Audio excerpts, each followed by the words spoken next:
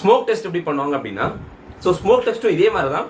எல்லா எண்டையும் க்ளோஸ் பண்ணிட்டு ஒரு எண்டில் மட்டும்தான் வந்து பார்த்தீங்கன்னா ஸ்மோக் டேப்லெட் வந்து இப்போ நிறைய இடத்துல ஸ்மோக் டேப்லெட் இல்லை ஸ்மோக் கேண்டில் இருக்கு.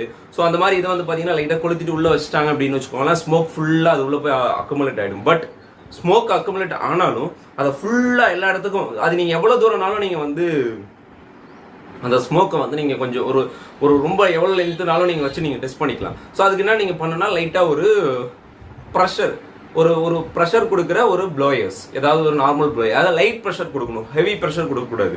ஏன்னா ப்ரெஷர் வந்து நீங்கள் போட்டுக்கிற டக்ட்டு வந்து பார்த்தீங்கன்னா லோ ப்ரெஷராக, மீடியம் ப்ரெஷராக, ஹை ப்ரெஷர்ன்றதை பார்த்துட்டு அதுக்கேற்ற மாதிரி நீங்கள் வந்து ஒரு ப்ரெஷர் ஒரு ப்ரெஷர் கொடுக்குற ஒரு ப்ளோயர் நீங்கள் கொடுக்கணும், லைட் ப்ரெஷர் கொடுக்குற ப்ளோயர் நீங்கள் கொடுக்கணும். Along with that foam, along with not foam, along with fog. அந்த ஃபாக், அந்த புகை ஸ்மோக் போகுதுல்ல, அந்த ஸ்மோக் கூட வந்து இதையும் வந்து நீங்கள்